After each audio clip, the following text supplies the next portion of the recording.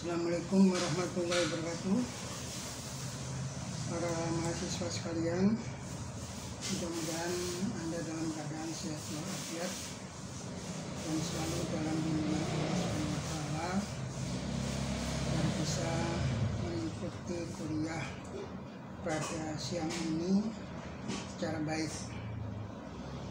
Amin.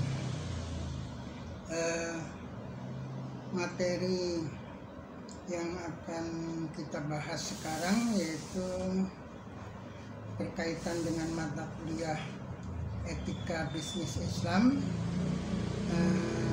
Topik kita hari ini adalah tujuan dan manfaat mempelajari etika bisnis Islam. Tujuan dan manfaat mempelajari etika bisnis Islam adalah untuk menerapkan prinsip-prinsip Islam dalam dunia bisnis, yaitu untuk mencapai keberkahan, menciptakan keadilan, dan menghindari praktek yang dilarang seperti praktek riba, adanya gharar, dan juga spekulasi atau untung-untungan, yaitu maisir. Mempelajari etika bisnis Islam itu berguna untuk memperoleh pengetahuan baik bagi para pelaku bisnis. Jadi para pelaku bisnis agar bisa menerapkan bisnisnya secara syar'i dan juga kepada stakeholdernya supaya bisa mengontrol. Stakeholder ini saya ingatkan kembali ya, supaya memori Anda selalu segar dan ceria sehingga bisa mengingat apa yang dimaksud stakeholder. Itu meliputi owner, manajer, pemegang saham, pelanggan, dan masyarakat sekitar. Jadi paling tidak stakeholder ini kalau diajak rapat, misalnya pemegang saham itu kan ada rapat umum pemegang saham RUPS. Ini kalau pemegang saham ini tidak memiliki pengetahuan tentang etika bisnis Islam, ya diajak rapat hanya akan manggut-manggut aja. Pada zaman awal Orde Baru dulu itu orang yang manggut-manggut itu disebut yes man. Jadi nggak baik orang yang cuma manggut-manggut aja itu disebut yes man. Kalau dalam istilah Jawa, orang yang tung-tung grumbyung, artinya ketika kentongan dipukul sebelah timur, dia berbondong-bondong ke timur. Kentongan sebelah barat dipukul, berbondong-bondong ke barat. Ini tung-tung grumbyung. Jadi orang yang ya ikut-ikutan tanpa mengetahui argumennya. Jadi dalam Islam ya disebut orang taklid buta. Ngikutin tapi nggak tahu argumennya. Jadi itu zaman awal Orde Baru, ini biasanya di awal-awal itu bagus, tapi kemudian di periode berikutnya itu ya biasa sewenang-wenang, karena memang ada dalilnya itu. Bahasa Inggrisnya Bapak agak lupa, jadi terjemahnya juga secara teks Bapak juga lupa, tapi maksudnya Bapak masih ingat, yaitu bahwa kekuasaan itu kalau semakin kuat, semakin lama, itu cenderung terjadi penyimpangan, terjadi otoriter, terjadi macam-macam lah, pokoknya yang sifatnya negatif. Nah, jadi pada awalnya begitu. Nah, seperti juga sekitar 10 tahun yang lalu, awalnya itu bagus, yang diangkat itu juga menteri-menteri yang bagus-bagus, tapi ketika mereka menghadapi orang tersebut menghadapi kritik, itu nggak suka. Orang yang suka mengkritik itu dipecat-pecatin. Nah, ini dalam kita mempelajari etika bisnis Islam, itu bertentangan dengan prinsip dalam Islam. Nah, itu malah dalam Qur'annya kan dinyatakan wasawirhum fil amri. Jadi setiap persoalan itu dimusyawarahkan, itu harusnya dimusyawarahkan. Jadi nggak boleh, yang namanya musyawarah itu ada perbedaan pendapat. Nah, kemudian perbedaan pendapat itu dicari itu mana argumennya yang tepat, mana yang lebih manfaat, mana yang ada madorotnya, itu disingkirkan yang ada madorotnya. Maka yang punya argumen dan lebih pas dengan apa yang dimusyawarahkan atau didiskusikan, itulah yang dijadikan keputusan. Nah, jangan kebanyakan tradisi yang dikembangkan oleh pejabat Indonesia itu kan ada semacam argumen pimpinan itu nggak boleh kalah. Sebenarnya ini bukan persoalan kalah menang, benar atau salah. Nah, inilah yang aneh. Bapak pernah ya dalam acara seminar, dalam acara Haul Gus Dur, kemudian Bapak sebenarnya bukan bertanya, karena Bapak sudah dapat pengetahuan tentang Gus Dur itu kan sudah punya lah Bapak. Nah, kemudian Bapak ya pura-pura nanya, sebenarnya ini lebih merupakan kritik. Bapak tanya, Gus Dur itu adalah kuat banget darah birunya, lahir sebagai cucu Hadratus Syekh, kurang apanya, birunya di lingkungan pesantren. Nah, kemudian birunya di government. Gus Dur itu adalah anak seorang menteri, yaitu Kiai Haji Wahid Hasim, menteri agama yang pertama. Dan ini bukan menteri yang asal tunjuk. Nah, beliau adalah termasuk penyusun banyak konsep-konsep sebelum kemerdekaan itu. Kiai Haji Wahid Hasim ini banyak terlibat menyusun konsep-konsep sebelum kemerdekaan. Nah, ini bukan menteri dadakan karena ya nepotisme atau pertemanan kemudian diangkat, enggak, tapi ini menteri yang berkualitas, ikut menyusun konsep kemerdekaan ini, termasuk ya banyaklah konsep yang Kiai Wahid Hasim ikut terlibat. Nah, kemudian jadi Gus Dur ini dari lingkungan pesantren ya sangat biru, kental sekali birunya. Kemudian ditambah anak menteri lagi, lah tambah biru lagi. Nah, terus Bapak bertanya.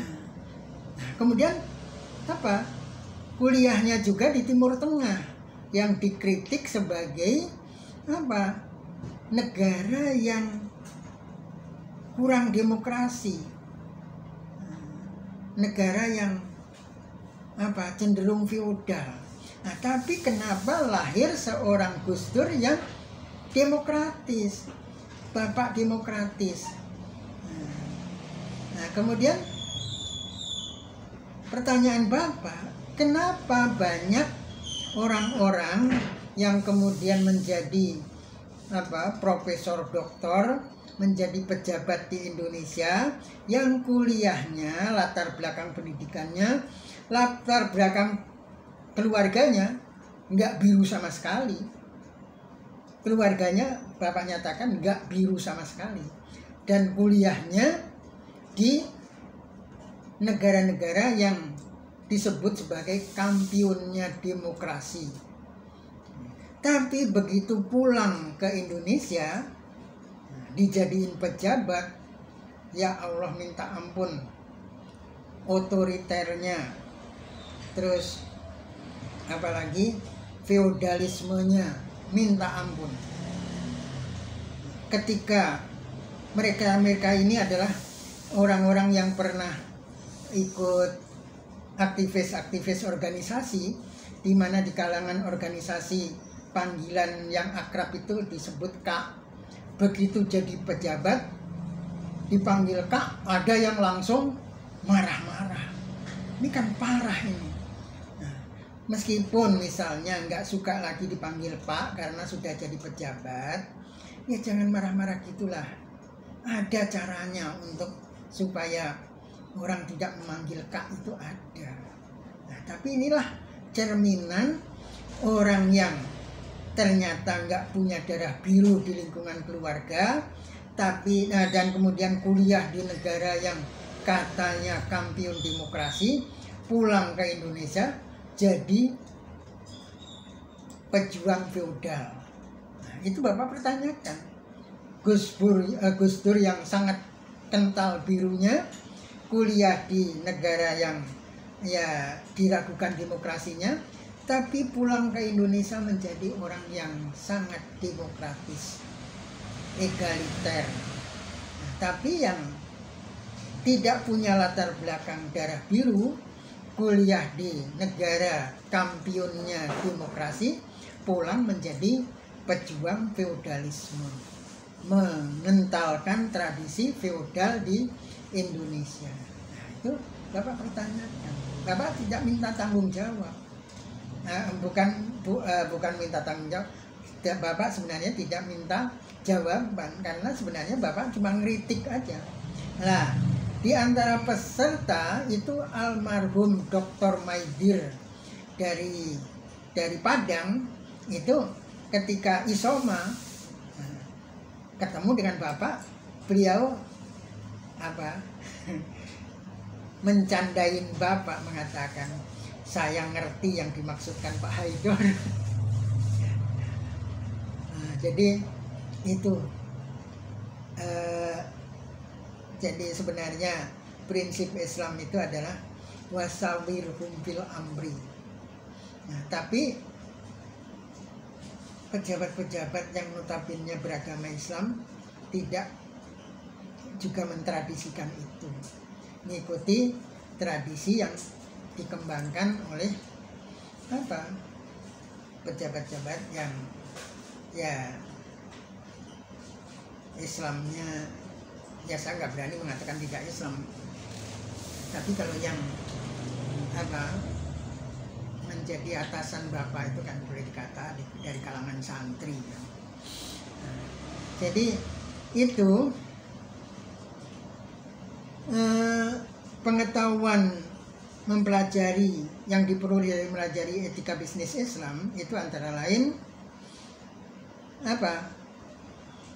sebagai pengambil kebijakan, biar tahu kebijakannya itu sesuai enggak dengan syar'i. Nah, kemudian stakeholder, supaya bisa mengontrol pengambil kebijakan kalau sampai menyimpang dari syar'i. Dan kemudian bagi Ya ini sebenarnya masih termasuk stakeholder, pelanggan, masyarakat sekitar, karena itu nanti akan ada pertanggungjawaban masyarakat dari perusahaan yang disebut responsibility sosial corporate. Jadi bagaimana perusahaan bertanggung jawab atas masyarakat lingkungan yang terdampak. Kemudian poin-poin yang perlu diketahui dalam mempelajari etika bisnis Islam antara lain meliputi poin-poin sebagai berikut. 1. Iklan atau label yang menyesatkan. Jadi ingat itu, kalau Anda menjadi manajer pengambil kebijakan, kalau membuat iklan, ya pesan kepada lembaga pembuat iklan, pesan yang Islami, antara lain membuat iklan itu jangan berlebih-lebihan dalam memberikan informasi dan statement terhadap manfaat barang. Ini biasanya iklan obat-obatan yang seperti itu dapat menyembuhkan segala macam penyakit, padahal manfaatnya kecil sekali. Bahkan kadang-kadang tidak menghilangkan penyakit, hanya menghilangkan rasa sakit. Nah, seperti doping aja, tapi iklannya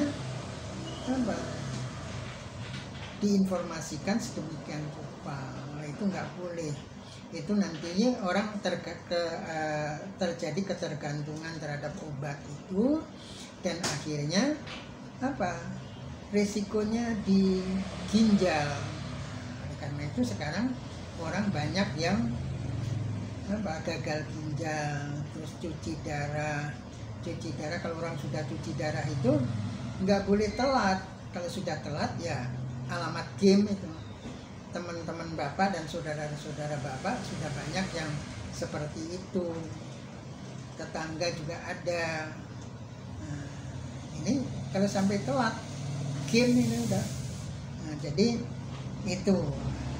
Nah, jadi dari iklan, pembuat iklan kalau ditelusuri lah penelitinya Allah itu lebih, malaikat-malaikat yang ditugaskan untuk meneliti ini lebih cermat menelusuri. Ini ada peristiwa itu sebabnya apa, dirunut terus sampai akhirnya ya ternyata ini perusahaan obat-obatan yang salah. Nah, ini Anda jangan sampai terlibat di situ. Kemudian juga, jadi kalau iklan-iklan seperti itu tadi, berarti ada unsur gorornya, unsur penipuannya. Lah itu dilarang dalam Islam. Demikian juga dalam adegan peragaan artis dalam iklan. Itu jangan sampai melanggar syariah atau norma-norma agama Islam. Nah, kemudian yang kedua, dapat merusak lingkungan. Nah, jadi jangan sampai bisnis ini merusak lingkungan. Banyak kegiatan industri yang menimbulkan polusi udara, polusi suara, polusi air, polusi tanah yang mengganggu ketenangan dan kesehatan masyarakat. Lah, ini kan ada berita baru kemarin kalau nggak salah di wilayah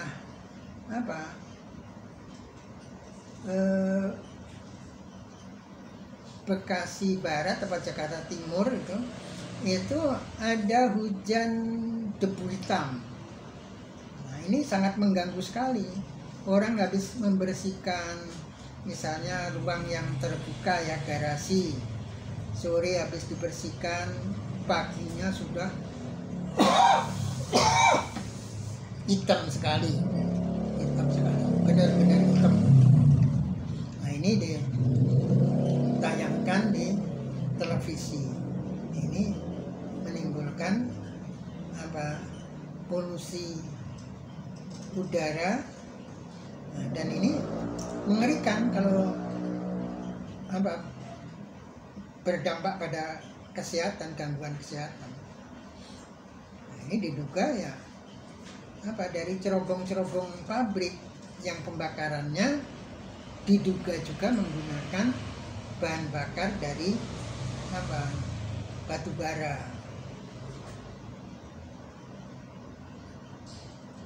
Nah, kemudian penambangan itu sendiri kan menimbulkan kolam-kolam raksasa, dan kemudian setelah barang tambangnya habis sama pengusahanya ditinggalkan begitu saja, tidak di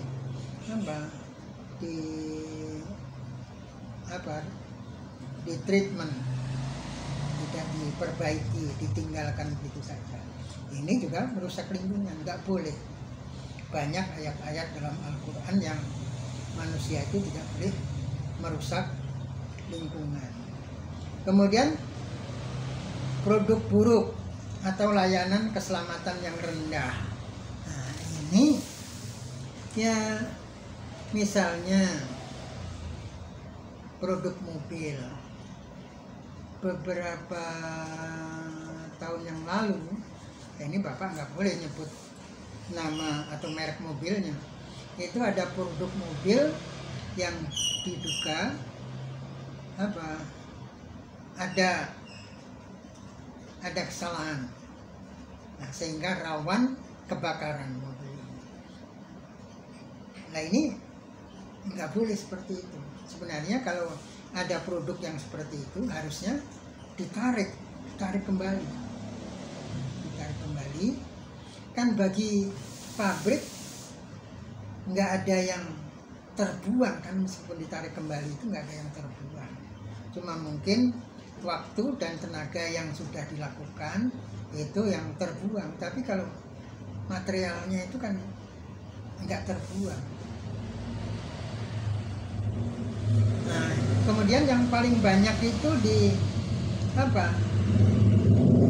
industri hiburan, tempat mainan anak-anak. Apalagi bukan mainan anak-anak lagi, mainan remaja, bahkan orang dewasa juga udah ngikut. Yang mengerikan itu, kalau produknya kualitasnya jelek, ini menimbulkan kematian, kecelakaan yang ya namanya belum celaka aja sudah permainannya sudah ekstrim. Ya kalau terjadi kecelakaan, ya kecelakaannya ekstrim, akibatnya juga ekstrim, meninggal. Ini etika bisnis Islam tidak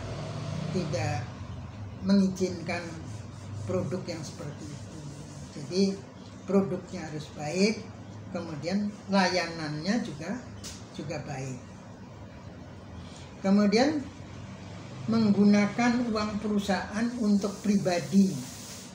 Nah, ini sebenarnya ada dua kategori. Yang satu bisa berarti private. Ini jika ownernya melakukan secara sah. Jadi mengambil uang yang sudah jadikan aset perusahaan itu ya nggak boleh diambil begitu aja, harus ada prosedurnya. Jadi ya tadi wasawirhum bil amri, harus musyawarah dengan stakeholder yang lain. Nah, ini kalau pengambilannya secara sah, nah, itu disebut private. Nah, tapi kalau diambilnya tidak secara transparan, tidak melalui izin, tidak melalui musyawarah, ini artinya penggelapan. Karena akan berakibat ownernya ngambil tidak sepengetahuan orang lain. Mungkin hanya kong kali kong dengan manajer keuangannya, tapi tidak izin kepada manajer-manajer yang lain, stakeholder yang lain.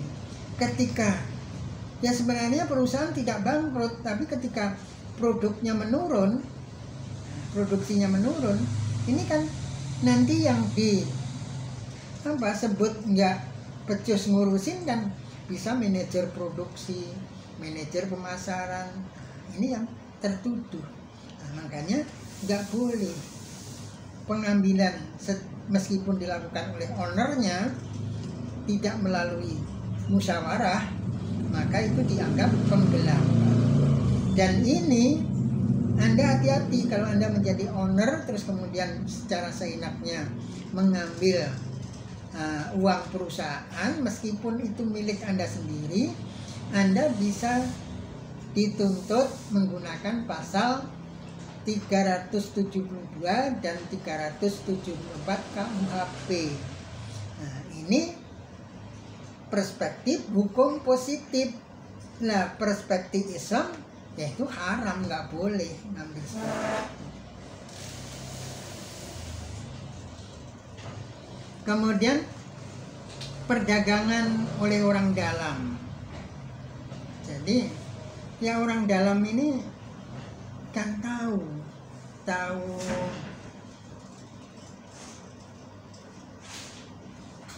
misalnya tahu biaya produk, tahu margin keuntungannya berapa, dan seterusnya tahu. Artinya tahu rahasia perusahaan. Nah, kemudian ada ya memang orang dalam ini nggak jalan sendiri, dia pasti kerjasama dengan orang luar. Nah ini apa? Kan membocorkan rahasia perusahaan terhadap orang luar, kemudian orang luar itu dalam melakukan bisnisnya dia lebih tahu rahasia perusahaan sehingga dia bisa memainkan strategi. Ini kan nggak fair dengan pebisnis orang luar yang lain. Jadi ini orang dalam ini nggak boleh berbisnis. Kemudian dalam bisnisnya hampir pasti kerjasama dengan orang luar. Nah ini dalam pasar modal itu sangat dirugikan karena merugikan pelaku bisnis yang lain. Ya dalam Islam hal itu haram aja. Nah, kemudian menjual produk cacat. Jadi ini sebagaimana yang dilakukan oleh Nabi kita, Nabi Muhammad SAW ketika masih muda, beliau bisnis menjual barang-barang milik Sayyidatina Khadijah, dibawa ke Syam. Nah, itu dalam berdagang Nabi itu jujur, kalau barangnya cacat diunjukkan kecacatannya, jadi tidak ditutup-tutupi. Berdagang menjual barang cacat itu bisa haram, bisa halal, bisa diperbolehkan. Kalau ditutupin itu menjadi haram. Kalau dijelaskan barangnya cacat, nah itu diperbolehkan, halal. Jadi ini dalam bisnis berupa perusahaan itu akan sebenarnya bagi pedagang kecil pun itu akan merusak trust. Anda sudah membangun trust dari awal, kemudian timbul kepercayaan pada pelanggan Anda. Nah, ini artinya Anda sudah punya trust, dan trust itu harus dijaga.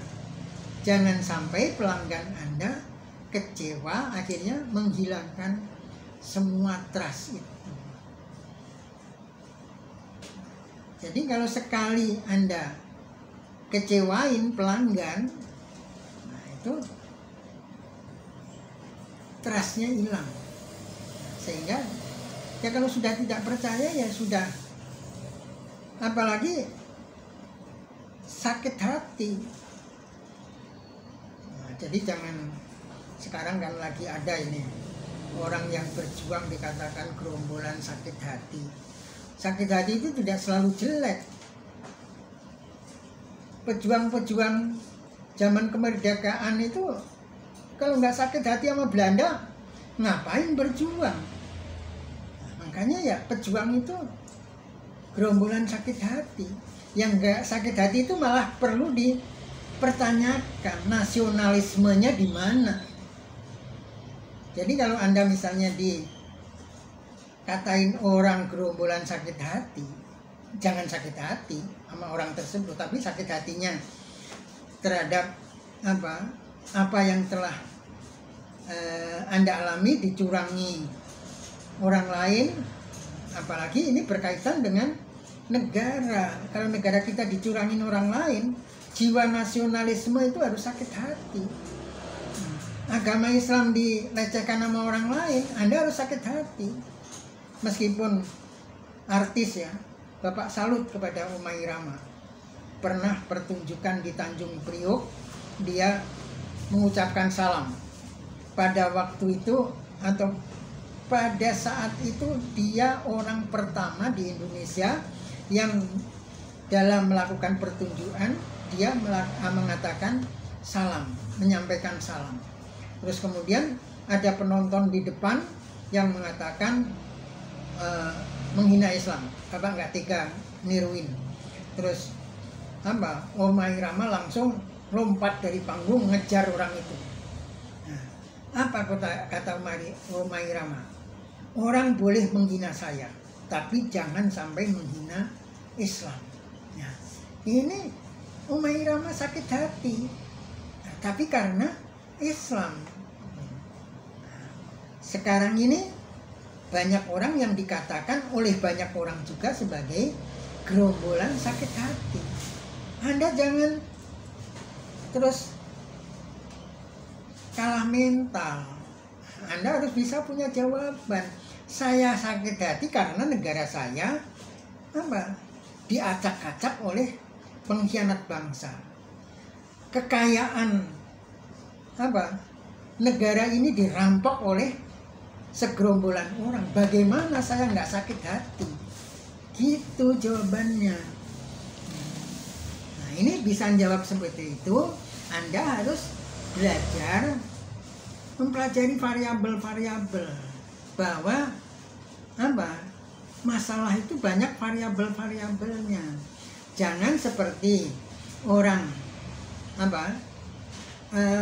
Indonesia kan lagi dikritik oleh pakar dari luar. Nggak penting orangnya siapa, itu nggak penting bagi Bapak, nggak penting. Kan kata Sayyidina Ali, undur makola wala tandur mankola. Itu kalau ini sebenarnya ketika di ilmu hadis ini nggak boleh.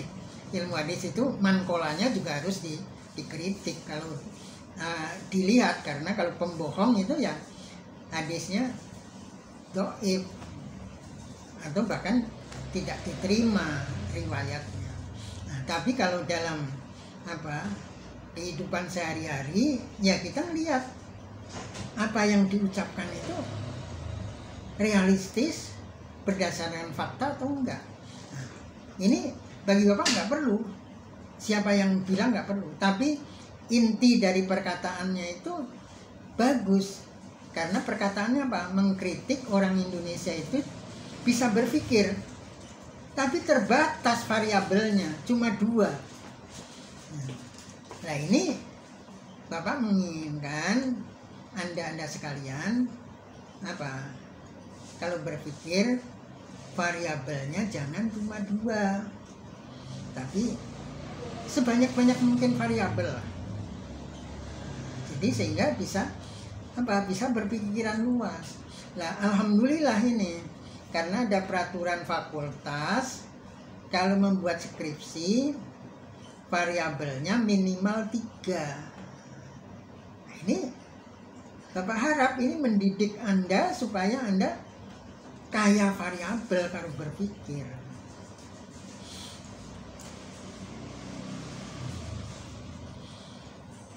Nah, jadi menjual barang cacat ini harus apa?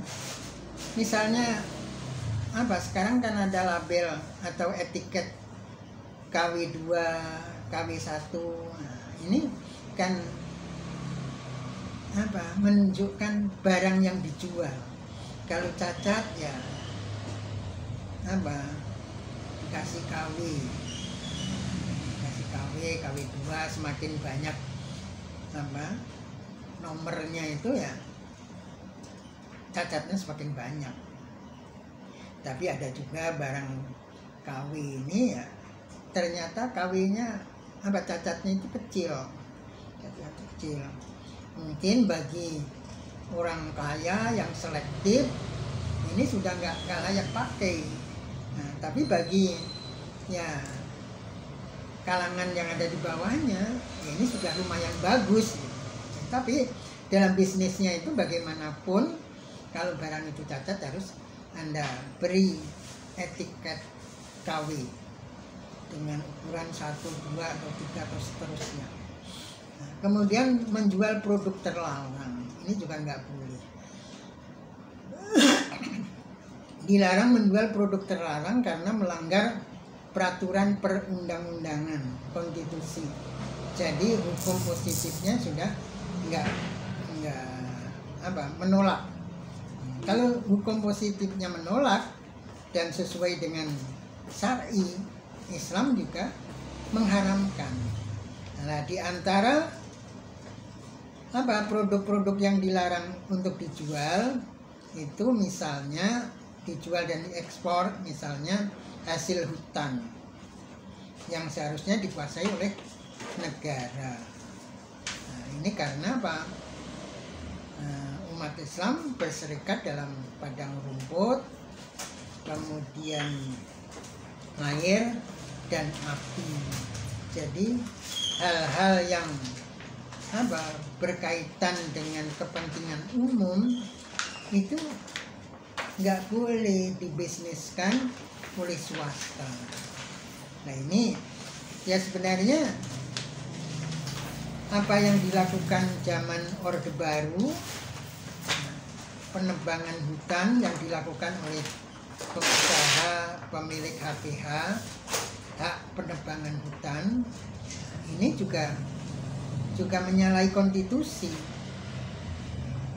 Menyalahi konstitusi karena ini menyangkut kepentingan umum. Dan ini sebenarnya kepentingan umumnya itu tidak terbatas satu negara aja. Ini dunia ini dunia. Jadi hutan di Kalimantan ditebang,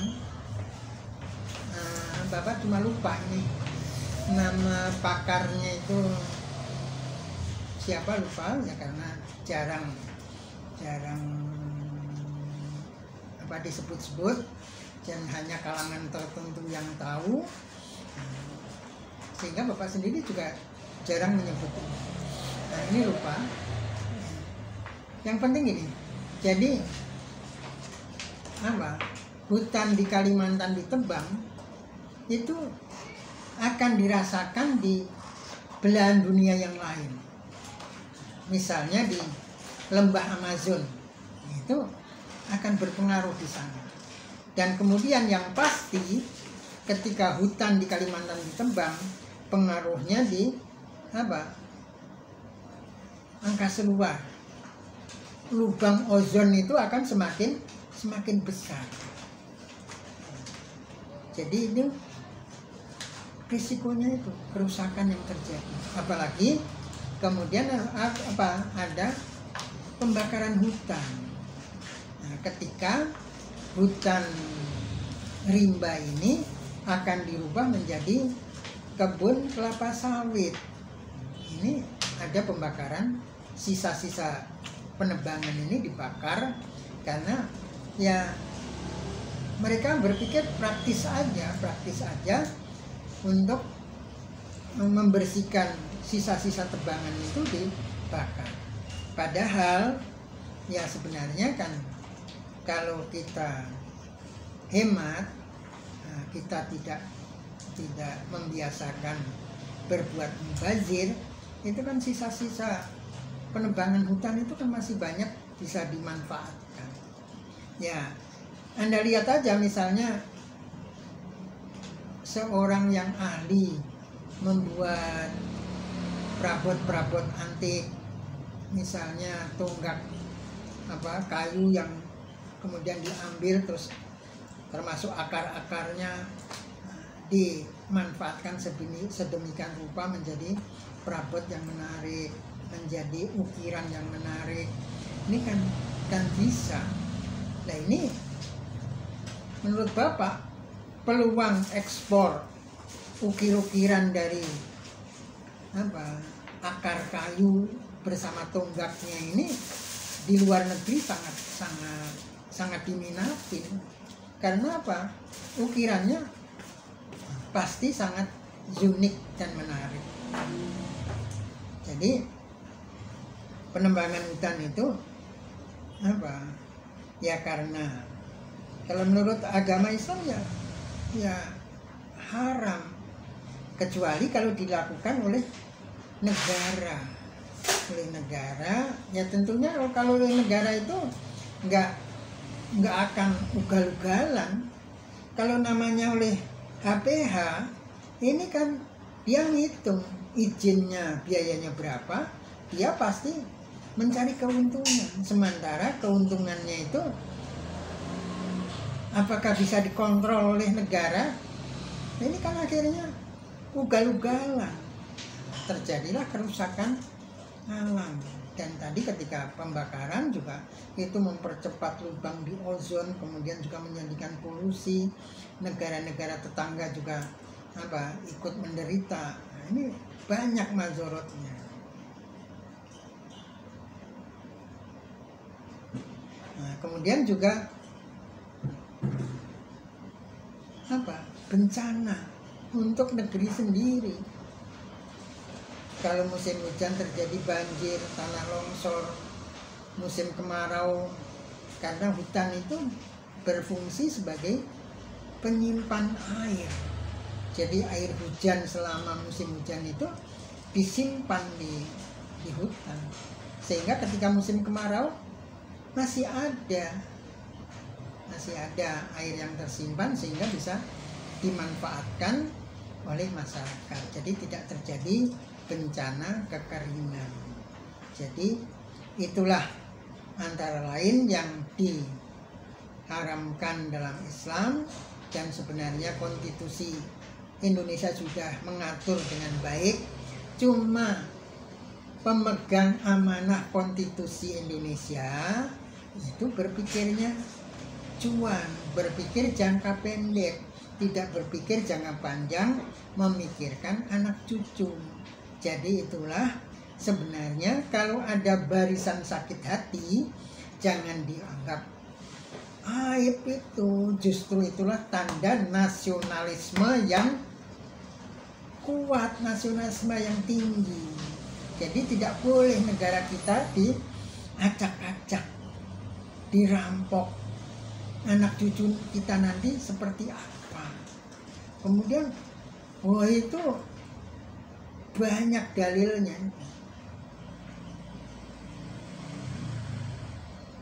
Ya,